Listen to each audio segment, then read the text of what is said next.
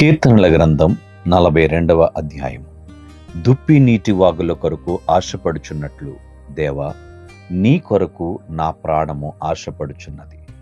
నా ప్రాణము దేవుని కొరకు తృష్ణగొనుచున్నది, జీవము గల దేవుని కొరకు తృష్ణగొనుచున్నది.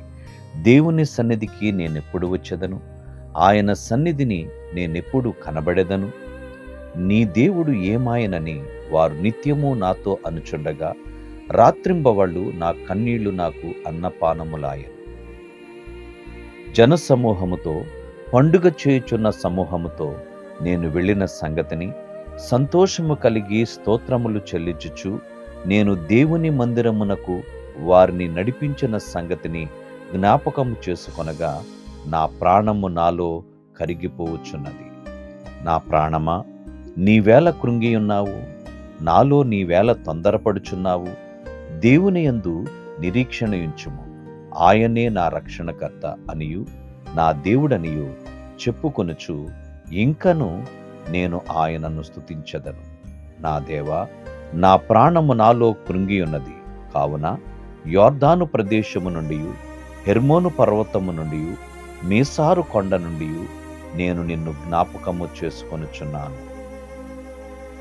నీ జల ప్రవాహ దారల ధ్వని విని కరుడు కరుడున పిలుచుచున్నది.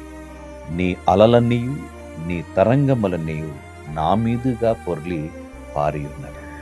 అయినను పగటివేళ యెహోవా తన కృప కలుగున ఆజ్ఞాపించును. రాత్రివేళ ఆయనను గూర్చిన కీర్తనయు, నా జీవదాత అయిన దేవుని గూర్చిన ప్రార్థనయు నాకు తోడుగా ఉండును. కావున నీవేళ నన్ను మరచియున్నావు? శత్రుబాధ చేత నేను దుఃఖాక్రాంతుడనై సంచరించవలసి వచ్చేనేమి అని నా ఆశ్రయదుర్గమైన నా దేవునితో నేను మనవి చేయుచున్నాను. నీ దేవుడు ఏమాయనని నా శత్రువులు దినమెల్లా అడుగుచున్నారు. వారు తమ దూషణల చేత నా ఎముకలు విరుచుచున్నారు. నా ప్రాణమా, నీవేళ కృంగియున్నావు?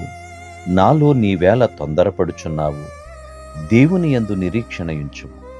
ఆయనే నా రక్షణకర్త, నా దేవుడు. ఇంకను నేను ఆయనను స్తుతించెదను.